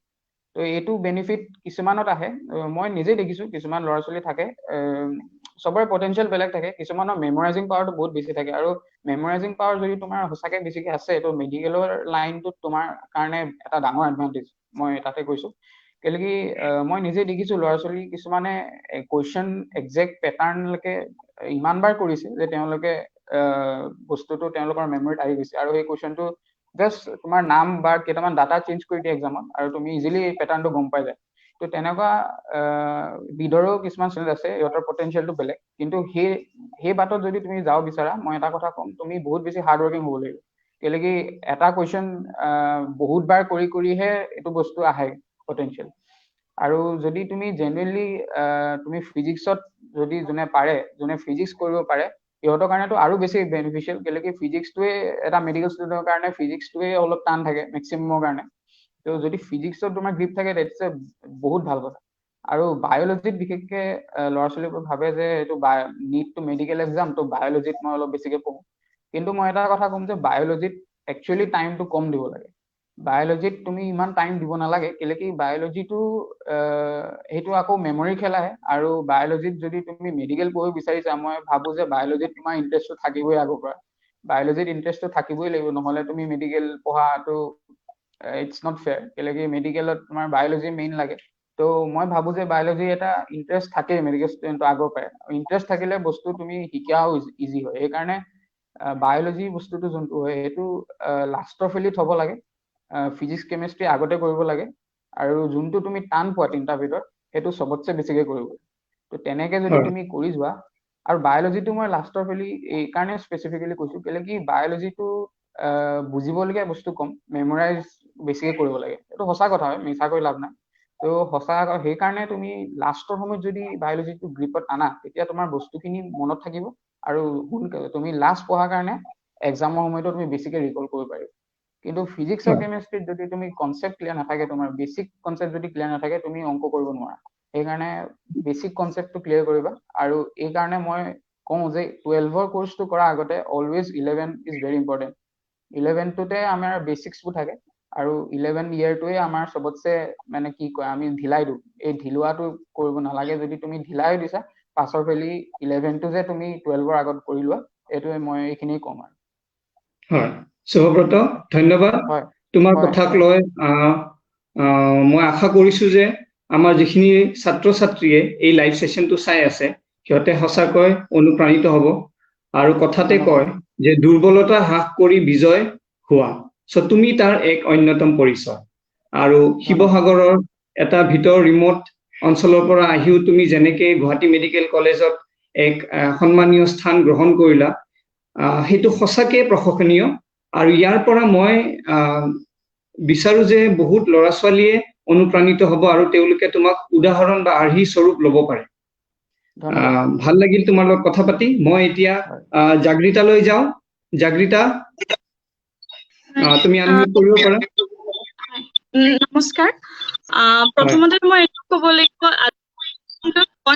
জুনিয়ৰ মোষ্ট ইয়াত শুভ্ৰদা আৰু মহেন্দ্ৰ দা দুইজনে বহুত ধুনীয়াকে ক'লে চ' মই যদি কম মই এতিয়া ফাৰ্ষ্ট নিট মই দাদাহঁতে ইতিমধ্যে গোটেইখিনি কথা ক'লেই যিহেতু 26 জুলাই নিট আহি আছে চ' মই তাৰ ওপৰতে অলপমান ফ'কাছ কৰি ক'ব বিচাৰিম যিহেতু মোৰ স্কুলিং মই কেবি মিছাপা কৰিছিলো প্ৰান্তীয় বিদ্যালয় মিছাকেন্ট নগাঁৱৰ পৰা আৰু 11-12 মই ৰামানুজন জুনিয়ৰ কলেজৰ পৰা কৰিছিলো আৰু তাৰ পিছত মই ফ্ৰেছ নাছিলো একচুৱেলি মই ড্ৰপাৰ আছিলো মোৰ ৰামানুজনত থাকোতে অলপমান মই অসুস্থ আছিলো চ' মোৰ 11-12 ইটছ এ ড্ৰাষ্টিক পিৰিয়ড মানে মোৰ লাইফৰ দেন মই এবছৰ মই ঘৰত দিছিলো অলপমান ফাইনেন্সিয়েল ক্ৰাইচিছ আছিলে দেন মই ছুপাৰ 30 অইল ইণ্ডিয়া যোৰহাটত পাইছিলো কোচিং কৰাৰ ফ্ৰী অফ কষ্ট তাৰ পিছত কৰি আৰু এতিয়া মই ডিব্ৰুগড় আসাম মেডিকেল কলেজৰ প্ৰথম বাৰ্ষিকৰ ছাত্ৰী চ' এতিয়া যিহেতু মানে কালি যেতিয়া ৰিজাল্ট দিছে মানে এইচএছৰ মানে জুনিয়ৰ্ছ বিলাকৰ কথা পাতিলে বা they are very curious about that কেনেকে প্ৰিপেয়াৰ কৰিম মানে মোৰ মাতটো ইকো হৈ আছে নেকি বাৰু নাই এবাৰ ঠিকে আছে তুমি কৈ থকা একো নাই তাৰপিছত এতিয়া সুধিছিলে মই মানে তেতিয়া এটাই কৈছো যিহেতু এতিয়া যদিহে কৰোনাৰ হয়ও যদি মানে 26ত আমাৰ নিট হয় চ' টাইম স্পেণ্ড এটলিষ্ট ওৱান মান্থতকৈ আমাৰ কম আছে চ' এইটো নিটৰ কাৰণে এনেকুৱাই হয় যে আমাৰ NCERT যোনখন বায়'লজি সেইখন ভগৱত গীতাৰ নিচিনা যে তাৰ এটা এটা শাৰী মানে সেই শ্লোকৰ নিচিনা যে মনত ৰাখিব লাগিব ত' মই এটা কথাই ক'ম এতিয়া সেইখন যিমান পাৰে তিমান পঢ়ক 5 বাৰ পঢ়ক ৰিড কৰক আমাৰ মেমৰি এনেকুৱা লাগে যে আমি মনত ৰখা নাই কিন্তু পঢ়ি যেতিয়া মানে সেই এক্সামত পেপাৰ বিলাক দেখা যায় চকুত হাঁহি আহে মানে ইভেন ডায়গ্ৰামছ বিলাকো চকুৰ আগত পেপাৰৰ আগত আহি যায় মই এটা সেইটোৱে ক'ম যে এতিয়া খালি NCERT বায়'লজিখন পুৰা ৰিড কৰক আৰু প্ৰিভিয়াছ ইয়াৰ কুৱেশ্যন পেপাৰ্ছ বিলাক আছে যদি সেইখিনি সলভ কৰক কাৰণ নিটত বহুত কুৱেশ্যন ৰিপিট হয়, বহুত বেছি ৰিপিট হয় আৰু কপি কৰি এটা কনফিডেন্স হয়। আৰু ইভেন আজিকালি মক পেপাৰ মই সেইটো কাম কৰিছিলো একচুৱেলি, মক টেষ্ট মানে আপোনাৰ OMR sheet যদি লৈ পেলাই অলপ, কাৰণ টাইমিং অলপ লাগে তাত, তেতিয়াহ'লে আমি সেইখিনি প্ৰেক্টিচ কৰিব পাৰো এটা টাইম লিমিট লৈ পেলাই। কাৰণ যিহেতু এতিয়া পেণ্ডেমিক হৈ যোৱাৰ কাৰণে চব শ্বেডিউল বিলাক অলপ চেঞ্জ হৈ গৈছে, চ' মই ভাবো অলপ তেনেকে চেঞ্জ হয়, সেইখিনি আমাৰ চেঞ্জ আনাৰ প্ৰভিজন বুলি মই ভাবো। দেন আহিলে কেমেষ্ট্ৰি যিহেতু মোৰ ষ্ট্ৰং পইণ্ট আছিলে, চ' ডিউৰিং লাষ্ট টাইম কনচেপ্টটো ক্লিয়াৰ মই বহুত কুৱেশ্যন কৰিছিলো, প্ৰিভিয়াছ ইয়াৰ যিমান কুৱেশ্যন আছিলে। আৰু মই পিছত কৰি এটা বস্তু পালো যে নিটৰ লেভেলত JEE মেইনছৰ যোনবিলাক কুৱেশ্যন আহে, এডভান্সৰ নহয়, মেইনছৰ কুৱেশ্যন বিলাক নিটত আহে। মানে ফিজিক্সে হওক বা কেমেষ্ট্ৰিয়ে হওক, যোনবিলাক লেভেল বিলাক অকণ কম JEE মেইনছৰ, চ' সেইখিনি বস্তু অপ্ট কৰিব পাৰি। মানে along with the NEET previous year questions, আমি যদি JEE মেইনছৰ অলপমান ল' লেভেলৰ কুৱেশ্যন বিলাক, ইট মাইট হেল্প, মানে এইটো হেল্প হ'ব। মই ভাবো এইটো কৰিব লাগে। দেন থাকিলে লাষ্ট টাইম ৰিভিজন, আৰু ফিজিক্সৰ কাৰণে কেতিয়াবা এনেকুৱা হয়, যিহেতু মোৰ ফিজিক্স উইক আছিলে, উইকেষ্ট ছাবজেক্ট যোনটো, চ' লাষ্ট টাইমত মই ভাবো যদি ফৰ্মুলাছ খিনি কৰে, কাৰণ ফৰ্মুলা বেছত কুৱেশ্যনতে আমি এটলিষ্ট 40, যিহেতু 180 মাৰ্কছৰ ফিজিক্সত আহে, যদি মানে অলপমান জাষ্ট এখন কলেজত চিট পাবলৈ যদি বেচিক্সটো লাগে, মই ভাবো in that period of time যদি কনচেপ্ট ক্লিয়াৰ নাই, যদি ফৰ্মুলাছ খিনিও এটা পুৰা বাই হাৰ্ট কৰে, ফৰ্মুলা বেছড কুৱেশ্যনো তাত 40-50 মাৰ্কছৰ উঠাই দিব পাৰে। যেন তেনেকে আকৌ গ্ৰিপ কৰি কৰি কৰি উঠাই, মানে মই ভাবো during this period of time এটা চেঞ্জ আনিব পাৰে। মানে যোনটো লেভেলত এতিয়া আছে, যদি মানে ডিউৰিং 11-12 প্ৰিপেয়াৰ কৰা নাছিলে এন্ট্ৰেন্স দিম বুলি, মই ভাবো এই মান্থটো যদি পুৰা ডেডিকেশ্যন দিয়া যায় আৰু হাৰ্ড ৱৰ্ক কৰা যায়, কিবা এটা অলপ চেঞ্জ নিশ্চয় আহিব। হয়, জাগৃতা। হয় দাদা। হয়, তুমি মোক আৰু এটা প্ৰশ্নৰ উত্তৰ দিয়া।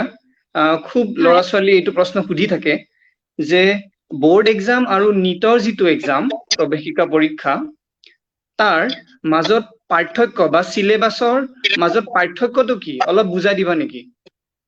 মানে যিহেতু কি হয়, আমি ইলবৰেটলি চাওঁ। আমি এতিয়া মই বায়'লজিৰ পৰা ষ্টাৰ্ট কৰো। বায়'লজিত কি হয়, আমি প্ৰশ্ন এটা লং কুৱেশ্যন আহে, আমি নোটছটো কেনেকে প্ৰিপেয়াৰ কৰে আমি তেনেকে চাওঁ।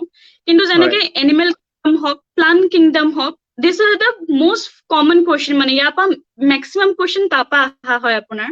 চ' কি হয়, আমি যেতিয়া মানে বৰ্ডৰ কাৰণে চাওঁ, আমি প্ৰত্যেকটো এক্সাম্পল মনত নাৰাখো। আমি এনেকে কুৱেশ্যন কেইটা চালো, এইটো লং কুৱেশ্যন লিখিম। বাট নিটত সেই এটা লাইন, এটা এক্সাম্পল, এটা question, 1 example is equivalent two 1 question. আৰু ডায়েগ্ৰামছ বিলাক কেতিয়াবা এনেকুৱা হয় যে কুৱেশ্যনটো আমি যেতিয়া পঢ়ো, ছাৰহঁতে কয় এইখিনি আহিব, আৰু আমি যদি বৰ্ডৰ প্ৰিভিয়াছ ইয়াৰো চাওঁ, তাত কিছুমান ডায়েগ্ৰাম আপোনাৰ কমন থাকে, কিছুমান long question, they are the long question, আৰু তাৰ কাৰণে আমি ডায়েগ্ৰাম বনাব লাগিব। আমি সেইখিনি চাওঁ। কিন্তু নিটত আপুনি ক'ব নোৱাৰে কোনটো ডায়েগ্ৰাম আহে। Every diagram is important. Even NCERT এনেকুৱা মানে আমাক যেতিয়া শিকাইছিলে, এইটো মানে মনত ৰাখিছো, আজিও মানে চকুৰ আগত ভাহি আহে, যোনটো নাম লিখিছে ফাৰ্ষ্ট আপোনাৰ ইন্ট্ৰডাকশ্যনটো আছিল নেকি, তাৰ যোনটো মানে হেডিঙৰ ওচৰত যোনটো এটা ডায়েগ্ৰাম দিয়া আছিলে, ইভেন সেই ডায়েগ্ৰামটো উঠাই দিয়ে। চ' মানে মই যে ক'লো ভগৱত গীতা এটা লাইন, এটা ছবি, এটা শ্লোকৰ নিচিনা। So' biology is like that. Even 5 টাইমছো যদি মানে কমপ্লিট ৰিড কৰিব পাৰে, it is more than enough. আৰু এনেকুৱা এটা ভুল কি কৰা হয়, এন্ট্ৰেন্স বুলি ভাবি আমি বহুত বুকছ আমি ফলো কৰো। বাট বায়'লজিৰ কাৰণে যদি NCERT আমি ষ্টাক থাকো, 80% is NCERT, no doubt for 20% that was for toppers, সেইখিনি অলপ বাহিৰত আহে, অলপমান লেভেলটো বঢ়াই দিয়ে। বাট NCERT স্কোপ বহুত দিয়ে। এণ্ড তাৰপিছত কেমেষ্ট্ৰিৰ কাৰণে ক'বলৈ গ'লে সেইটোৱে, ফিজিক্সত ডিৰাইভেশ্যন যেনেকে আহে। চ' কিন্তু ফিজিক্সত এন্ট্ৰেন্সৰ কাৰণে আমি কনচেপ্টটো লাগিব, যাতে আমি উইদিন 1 মিনিট আমি চল্ভ কৰিব পাৰো। চ' সেইখিনি বস্তু অলপমান ডিফাৰেঞ্চ আহে মানে। আৰু তেনেকে ফিজিক্স কেমেষ্ট্ৰি কনচেপ্টটো লাগিব, মানে তেতিয়াহে এইকেইদিনত মানে অলপমান গ্ৰিপটো উঠাব পাৰিব। ঠিক জাগৃতা, আমি বুজি পালো তুমি আমাক কি বুজাব খুজিছা, আৰু খুব সম্ভৱ আমাৰ লগত জড়িত যিখিনি ছাত্ৰ ছাত্ৰী এতিয়া আছে, সিহঁতেও বুজি পাইছে যে কেনেকে নিটৰ বাবে নিজৰকে সজাগ কৰিব লাগে, কেনেকে নিজকে তৈয়াৰী কৰিব লাগে সেইটো হয়তো বহুতে বুজি পাইছে ইয়াৰ কথা মাজত। আৰু ইয়াৰ মাজত মই এটা ঘোষণা কৰি দিওঁ যে দীপক দা আমাৰ যোনজন মটিভেশ্যনেল অনুপ্ৰাণিত আমাৰ স্পিকাৰ, তেখেতে আমাৰ নেট প্ৰব্লেমৰ কাৰণে তেতিয়া জইন কৰিব পৰা নাছিল। এতিয়া হয়তো তেখেতে আহি আমাক যোগদান দিব, আৰু আমাৰ হাতত এনেও সিমান সময় নাই, সেইকাৰণে আমি সোনকালে সামৰিব চেষ্টা কৰিম। তাৰ আগত মই আকৌ মহেন্দ্ৰ ডাঙৰীয়ালৈ এটা প্ৰশ্ন সুধিম। জাগৃতা, ধন্যবাদ তোমালৈ, আৰু ভৱিষ্যতলৈও শুভকামনা থাকিব। তুমি নাযাবা আমাক এৰি থাকা। আৰু মহেন্দ্ৰ ডাঙৰীয়া, আপোনাক মই আকৌ কওঁ যে জাগৃতাই ক'লে যে নিটৰ কাৰণে 80% NCERT আৰু 20% অলপ উপৰুৱা অত্যাধিক জ্ঞান লাগিব। JEE সেনেকুৱাই নেকি? তেনেকুৱা হয় কথাটো, কাৰণ at the end of the day কেনেকুৱা কি হয় যে JEE বা যিকোনো ধৰণৰ কম্পিটিটিভ এক্সাম যিটো হয় সেইটো বৰ্ড এক্সামতকে 2 ধৰণৰ বেলেগ, ৰাইট? যিটো শুভব্ৰতাও ক'লে আৰু জাগৃতাও ক'লে যে তোমাৰ এতিয়া দীঘল মাৰ্কছৰ প্ৰশ্ন এটা আহিছে, তুমি জানা যে মই এনেকে লিখিম, সেইটো নহয় প্ৰথম কথাটো হয়। দ্বিতীয় কথা এগেইন যে তুমি নিজৰ টেক্সট বুকতকৈ এবভ এণ্ড বিয়ণ্ড কিমান যাব পাৰা সেইটো তোমাৰ এন্ট্ৰেন্সে টেষ্ট কৰে, সেইটো চাইগে। গতিকে এনেকুৱা নহয় যে কনচেপ্টটোৱেই কিতাপখনত নাই, তেনেকুৱা নহয়। কনচেপ্টটো ডেফিনেটলি কিতাপখন আছে, তো তেনেকুৱা নহয় যে মই এই ধৰণৰ যিখন ফৰ এক্সাম্পল HC বৰ্মাৰ পিছফালে যিবিলাক প্ৰশ্ন উত্তৰ দিয়া আছে অকল সেইকেইটা কৰিলেই মই যে এতিয়া এন্ট্ৰেন্সৰ প্ৰশ্নকেইটা উত্তৰ দিব পাৰিম, সেইটো নহয়। So that's the only difference, right? যে আৰু সেইটো কাৰণে এনেকুৱা হয় যে তেনেকুৱা এইটো নহয় এনেকুৱা, but at the same time এনেকুৱা নহয় যে বা মই খুব ডাঙৰ কথা এটা সুধিব যিটো মানে মোৰ দ্বাৰা নহবগে, সেইটো নহয়। এতিয়া চিধা কথা। আৰু সেইটো কাৰণে মই I'll go back to my previous answer, right? যে এনেকুৱা নহয় যে তোমাৰ দুয়োটা থাকিব লাগিব, তোমাৰ জ্ঞানটোও থাকিব লাগিব, but at the same time তুমি জানিব লাগিব যে তুমি সেইবিলাক প্ৰশ্ন কেনেকৈ ক্ৰেক কৰিব লাগে। এই শৰ্টকাট বিলাক there are shortcuts. See, লাইফত এনেকুৱা নহয়, এইটো জীৱন নহয়, এন্ট্ৰেন্সটো জীৱন নহয়। এন্ট্ৰেন্সত শৰ্টকাট থাকে, জীৱনত নাথাকিব পাৰে। বাট সেই বস্তুখিনি আমি জানিব লাগিব, সেইখিনি প্ৰেক্টিচেৰে আহে। But at the end of the day প্ৰশ্ন বাহিৰৰ পৰা আহিবই আহিব। তেনেকুৱা নহয় যে মই অকল কিতাপখন পঢ়িলেই যে মই এন্ট্ৰেন্স ক্লিয়াৰ কৰিব পাৰিম, সেইটো নহয়। আৰু এটা মোৰ মনলৈ প্ৰশ্ন উত্থাপন হৈছে মহেন্দ্ৰ ডাঙৰীয়া, যে ইঞ্জিনিয়াৰিং কৰিলেই MBA কৰিবই লাগিব নে সেইটো নিজস্ব এটা চয়ন? So সেইটো খুব ডাঙৰ, স্পেচিয়েলি চেতন ভগত আৰু সেইবিলাকৰ কিতাপখিনিৰ পিছত মানে খুব ডাঙৰ প্ৰশ্ন হৈ পৰিছে আজিকালিৰ মানুহখিনিৰ মাজত, যে ইঞ্জিনিয়াৰিং কৰাৰ পিছত MBA টো জৰুৰী হয় নে নহয়। একো নহয়, এইটো চিধা কথা। এতিয়া আমিতো ৰাদাৰ এনেকে ক'ব লাগে, নিজকে অকমান তল পেলাই কম, কিন্তু সঁচা কথা ইঞ্জিনিয়াৰিং আমাৰ দ্বাৰা নহল, সেইটো কাৰণে আমি MBA যাব লগা হ'ল। চিধা কথা। যদি তুমি ইঞ্জিনিয়াৰিঙত ভাল, তুমি কেতিয়াও MBA কৰাৰ দৰকাৰ নাই। চাওক এতিয়া MBA হ'ল এতিয়া দুটা বেলেগ ধৰণৰ ফিল্ড। আপুনি যদি ইঞ্জিনিয়াৰিং কৰিব খুজিছে, if you really want to, for example মই আগৰ কথাখিনি আহিছো, if you really want to be a biochemical engineer or a biomedical engineer for example, যে মই এইটোৱে কৰিম, মই ড্ৰাগ ডেভেলপে কৰিম, তেনেহলে MBA সেইটোত কোনো দৰকাৰ নাই। তাৰে সেইখিনি কোম্পানী বা সেইটো কেৰিয়াৰ লাইনত যিখিনি ডাঙৰ মানুহখিনি থাকে, ফৰ এক্সাম্পল তাৰে যিবিলাক মেনেজাৰ থাকে, তাৰে সেইবিলাক কোম্পানীৰ যিবিলাক ডিৰেক্টৰ থাকে, তেওঁলোকৰ কি হয়, তেওঁলোকৰ কাৰণেও MBA টো জৰুৰী নহয়। বাট কোম্পানী বিলাকে যদি তুমি ইমানে ভাল কৰি আছা যে তোমাৰ কেৰিয়াৰটো ইমান ভাল, কোম্পানী বিলাকে নিজৰ পইচা দি পেলাই তোমাক এবছৰৰ কাৰণে MBA কৰিবলৈ পঠায়, কোম্পানী নিজৰ পইচা দি পেলাই। সেইটো ডাঙৰ। যেতিয়া আপোনাৰ 35 বছৰ 40 বছৰ বয়স হৈছে, তেতিয়া ধৰক আপোনাক কেৰিয়াৰ গ্ৰোথ লাগে, আপুনি খুব ভাল কৰি আছে আপুনি নিজৰ কামটোত, তেতিয়া কোম্পানী আপুনি নিজৰ ফালৰ পৰা তেতিয়া কৰিব লাগে, যেতিয়া ফৰ এক্সাম্পল যে মই যেতিয়া চেৰামিক ইঞ্জিনিয়াৰিং কৰিছিলো, মোৰ খুব এটা মন লগা নাছিলে, বা মই ভাবিছিলো ফৰ এক্সাম্পল যে ceramic engineering is not for me, বা something like that. সেইটো মোৰ পাৰ্চনেল চইচ, মই সেইটো বেলেগে কিয় MBA কৰে সেইটো মই ক'বলৈ নাযাওঁ, বাট পাৰ্চনেলি যে সেইটোত মই ভাবা নাছিলো যে মই চেৰামিকত সিমান এটা কন্ট্ৰিবিউট কৰিব পাৰিম। 4 বছৰ ইঞ্জিনিয়াৰিঙৰ পিছত সেইটো গম পাইছিলো। সেইটো কাৰণে মই ভাবিছিলো যে মোৰ নিজৰ যিটো কেপেবিলিটি, মই ভালকৈ ধৰি লওক মই কথাখিনিক মানুহক বুজাব পাৰো, বা মই মানুহক মেনেজ কৰিব পাৰো, that is what I felt.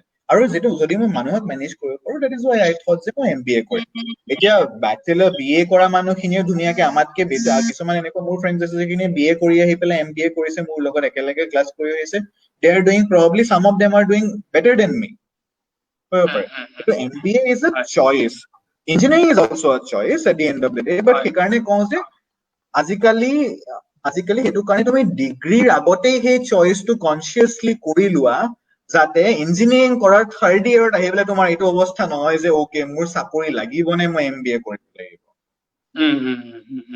সেইকাৰণে আপুনি এইটো ক'ব খুজিছে যে ল'ৰা ছোৱালী আগতে সুনিশ্চিত কৰি ল'ব লাগে যে কোনটো দিশত যাব হয় নে নহয় ভুল হয় মানুহৰ ভুল হয় মই কৈছো মই এনেকুৱা মই খুব এটা বেয়া বুলি নকওঁ নিজকে মই জানিছিলো মই জানি বুজিয়ে সেইটো ইঞ্জিনিয়াৰিং লৈছিলো but at the end of the third year লৈকে বা প্ৰথম বছৰলৈকে মই চাগে গম পাই গলো যে নহয় মই এইটো বিষয়ত মোৰ ৰাপ নাই ভুল হয় মানুহৰ but সেই জানি বুজি ভুলটো কৰিব নালাগে যদি মই জানো আগৰ পৰা যে নহয় মোৰ ইঞ্জিনিয়াৰিং হোৱাৰ মনে নাই তেনেহলে মই নগলোহেঁতেন তেনেকুৱা বহুত ষ্টুডেণ্টছ থাকে যে মাক দেউতাকে কৈছে যে তই কোচিং লগে তই ইঞ্জিনিয়াৰিং কৰ সেইটো কৰিব নালাগে সেইটো আটাইতকৈ ডাঙৰ ভুল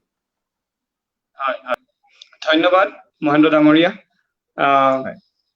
সো আমি এতিয়া আটাইকেইজনৰ লগতে কথা পাতিলো শুভব্ৰত জাগৃতা আৰু মহেন্দ্ৰ ডাঙৰীয়া আৰু তিনিওজনৰে কথোপকথনৰ পৰা এটা কথাটো আমি সামৰিব পাৰো যে যদি প্ৰৱেশিকা পৰীক্ষাৰ কাৰণে পঢ়িব লাগে তেনেহলে আমি নিশ্চয় অলপ অত্যাধিক জ্ঞান ল'ব লাগিব স্পিড লাগিব টাইম মেনেজমেন্ট লাগিব আৰু উপস্থিত বুদ্ধিও লাগিব লগতে প্ৰেক্টিসও লাগিব ইয়াৰ পৰা আমি এটা সবিশেষ বস্তু উত্থাপন কৰিব পাৰো যে বোৰ্ডৰ উপৰিও যদি প্ৰৱেশিকা যি ধৰণে প্ৰৱেশিকা পৰীক্ষা নহওক কিয় যদি ল'ৰা ছোৱালী হেতুত উত্তীৰ্ণ হ'ব লাগে তেনেহলে এজন গুৰুজনা বা এজন পথ প্ৰদৰ্শক বা এজন শিক্ষকৰ খুব প্ৰয়োজন এইটো কথাটো আমি আটাই এতিয়ালৈকে বুজি পালো হেতু কথা এতিয়া কথাটো হ'ল যে বৰ্তমান যিবিলাক বৃহৎ কোচিং সেন্টাৰ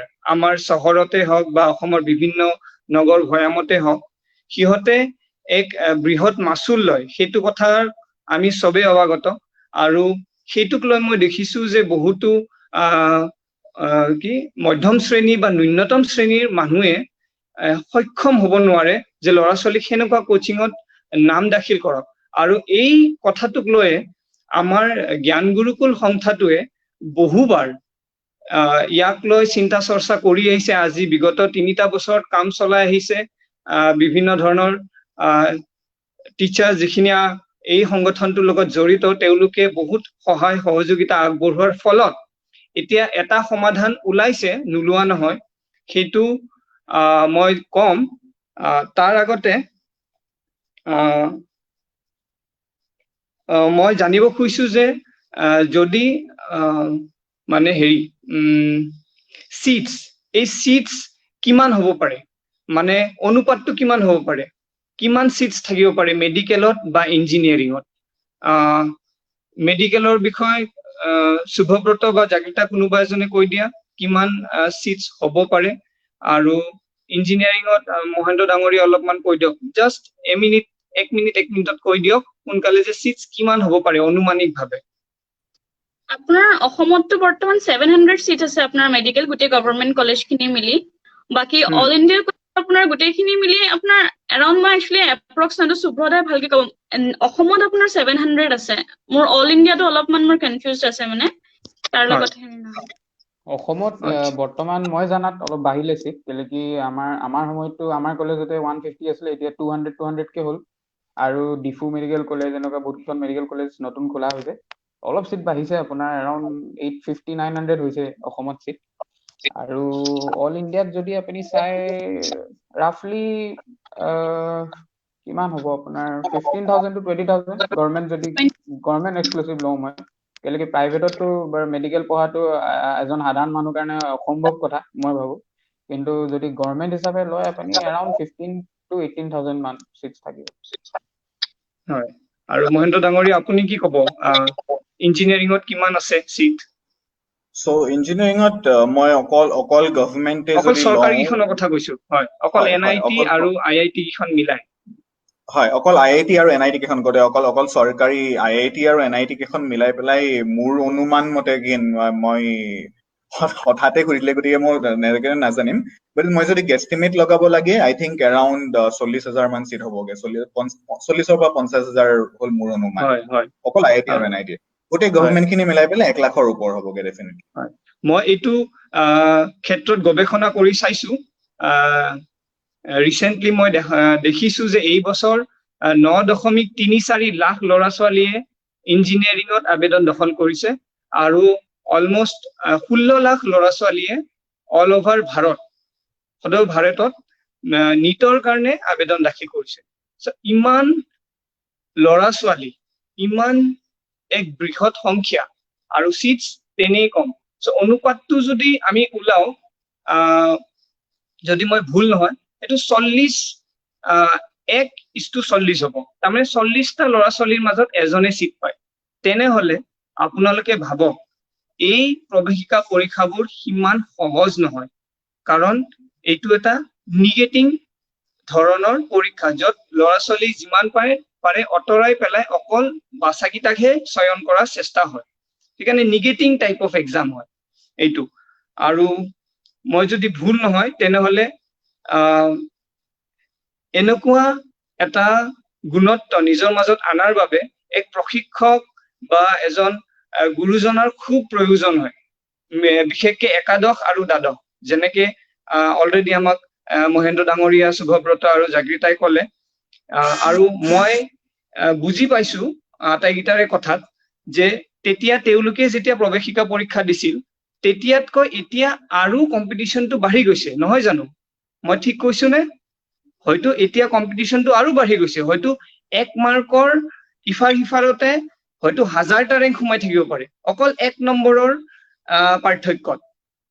সেইকাৰণে ল'ৰা ছোৱালীয়ে অলপমান যদি গাইডেন্সটো ভালকে পায়, যোনটো হয়তো তেওঁলোকৰ অভিভাৱকে দিব নোৱাৰিব বা স্কুলৰ টিচাৰে দিব নোৱাৰিব, কিন্তু এজন বিশেষ প্ৰশিক্ষকে দিব পাৰিব, যোনখিনি কোচিঙত পোৱা যায়। কিন্তু আমাৰ প্ৰব্লেমটো এইটোৱে যে যোনটো বাৰ্ষিক বা দ্বিবাৰ্ষিক মাচুল এই বৃহৎ ডাঙৰ কোচিং বিলাকৰ, সেইটো খুবেই বেছি। মই যিখিনি দেখিছো ইমানেই বেছি যে হাড় ভঙাৰ নিচিনা মাচুল এটা লয়, আৰু ন্যূনতম বৰ্গই যে এইটো প্ৰেৰণ কৰিব পাৰিব সেইটো এক কাল্পনিক কথা। সেইকাৰণে জ্ঞান গুৰুকুল যোনে আজি এই লাইভ সেশনটো মানে প্ৰেৰিত কৰিছে, যাৰ দ্বাৰা এইটো সম্ভৱ হৈছে, তেওঁলোকে এটা এপ, মোবাইল এপ এটা লঞ্চ কৰিছে। হয়তো বহুতে ইতিমধ্যে আচাৰ প্ৰচাৰখিনি গম পাইছে। জ্ঞান গুৰুকুল এপ বুলি গুগল প্লে ষ্টৰত যাই পেলাই সেইটো পাব পাৰি, আৰু মোৰ নিজৰ মোবাইলত সেইটো ডাউনলোড কৰি ল'লে হ'ল। কথাটো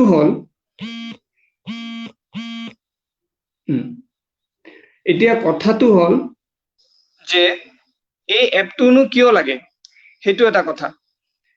এই এপটো এক বিশেষ ধৰণৰ এপ, মই নিজেও চলাই চাইছো, যোনটো ইণ্টাৰফেচ মুখা মগ্ধতা সেইটো খুব সহজ, চবে ইউজ কৰিব পাৰে।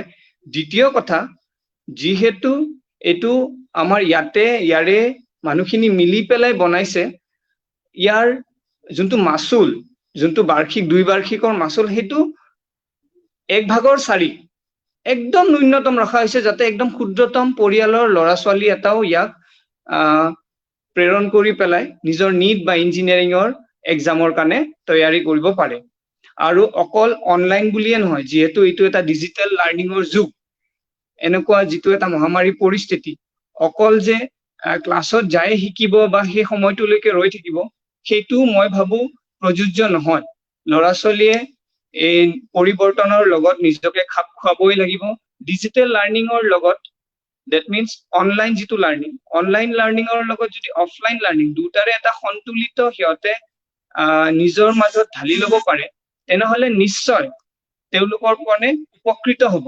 আৰু এই এপটোৱে সেইটোৱে ফেচিলিটি প্ৰভাইড কৰি আছে ছাত্ৰ ছাত্ৰী, বিশেষকে যিখিনি এইবাৰ দ্বাদশমান বিজ্ঞান বিভাগত উত্তীৰ্ণ হোৱা ল'ৰা ছোৱালীৰ কাৰণে।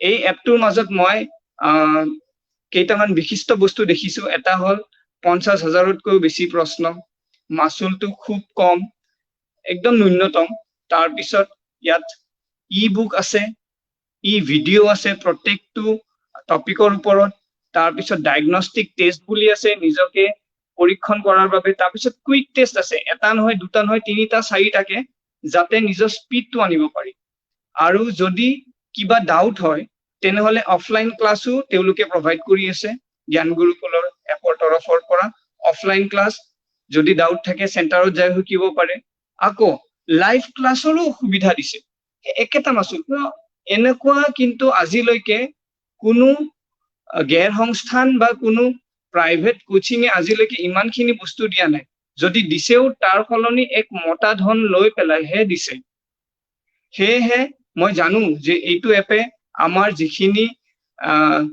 আৰবান বুলি নহয় আমাৰ যিখিনি ৰুৰেল এৰিয়াৰ যিখিনি ল'ৰা ছোৱালী আছে সিহঁতকো খুব আৰু এটা বিশেষত্ব এই এপটোৰ বিশেষত্ব মই এটা কৈ দিওঁ যে ইয়াতে যদি নেটৱৰ্ক নোপোৱা জাগাত কোনোবা ছাত্ৰ ছাত্ৰীয়ে মোবাইলত এই বস্তুখিনি শিকিব খুজিছে তথাপিও পাৰিব কিয় কাৰণ ইয়াৰ কাৰণে নেটৱৰ্ক নহলেও হয় তাৰে অৰ্গেনাইজিং মেম্বাৰখিনিয়ে এখন SD কাৰ্ড দিব এই SD কাৰ্ডখন জাস্ট মোবাইলটোত লগাই ললে হ'ল লগাই লোৱাৰ পিছত গোটেইখিনি বস্তু তাতে প্ৰিলোডেড থাকে সেইকাৰণে নেটৱৰ্কৰ কোনো প্ৰশ্নই নাই সেই SD কাৰ্ডত গোটেইখিনি আপলোড থাকিব যোনটো ভিডিঅ' যেতিয়া চাব পাৰে উইদাউট ইন্টাৰনেট বা উইদাউট সিমো সিহঁতে বস্তুখিনি যেতিয়াই তেতিয়াই উপয়োগ কৰিব পাৰিব সেইটো এটা বহুত ভাল কথা সেইটো মই বহুত এপৰ মাজত পোৱা নাই এইটো এটা নতুন ধৰণৰ টেকনলজি আৰু মই জানো যে যদি এইখিনি বস্তু অলপ আমাৰ জনসাধাৰণ আমাৰ ল'ৰা ছোৱালীখিনিৰ মাজত বিশেষকৈ আমাৰ অসমীয়া ৰাইজখিনিয়ে ক'লো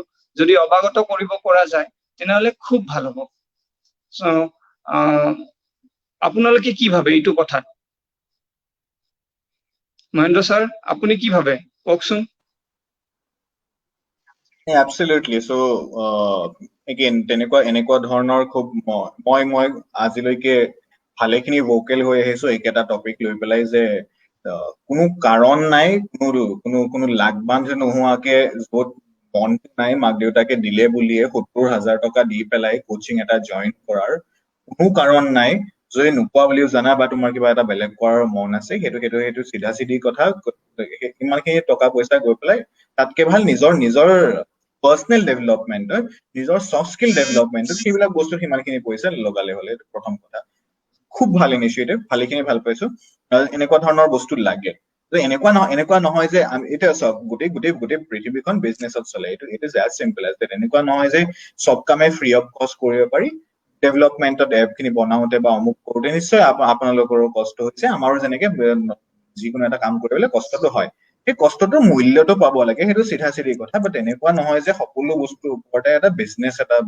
গঢ় দিব লাগে অকল টকা ঘটাৰ যন্ত্ৰ এটাৰ কাৰণে একেবাৰে নহয় সেইটো চিধা চিধি কথা মই আগৰ পৰাই ভালেখিনি খুব ভাল ইনিচিয়েটিভ মই নিজে এপটো চালোগে কালি ডাউনলোড কৰি চালো ভালেখিনি ভাল পাইছো তেনেকুৱা ধৰণৰ ভালেখিনি আগৰ নেশ্যনেল লেভেলৰ এপো আছে ভালেখিনি বাট কম্পেয়াৰ্ড টু দ্যাট যিটো আমাৰ ৰিজনেল লেভেলত মানে ষ্টুডেণ্টছ খিনি বুজিবৰ কাৰণে বা ফেকাল্টি খিনি নিজে লগ পাবৰ কাৰণে যে talk to faculty and all those options খিনি যিখিনি সেইখিনি ভালেখিনি ভাল এটা লোকেল লেভেলত সেই সম্পৰ্ক এটা গঢ় লোৱা যায় এই এনেকুৱা ধৰণৰ খিনিৰ কাৰণে যিখিনি নোৱাৰে তেওঁলোক নিশ্চয়কে এই এপটোৰ দ্বাৰা যাব যিখিনিয়ে পাৰে তেওঁলোকে নিশ্চয়কে পইচাখিনি দি পেলাই তেওঁলোকে নিজে পাৰ্সনেল কোচিং খিনি ল'ব তাৰ ওভাৰ এণ্ড এবভ বাট সেই বেচিক গৈ পেলাই যে সবকে সেই সকলোকে সমান লেভেলত আনিবৰ কাৰণে দুখীয়া মানুহে নোৱাৰে তুমি গৈ পেলাই ফ্ৰী এপটো গৈ পেলাই ধুনীয়াকে চাই পেলাই গোটেইখিনি কামখিনি কৰা সেই যিটো ইনিচিয়েটিভ আছে ভালেখিনি খুব ভাল হয় ধন্যবাদ মহেন্দ্ৰ ডাঙৰীয়া খুব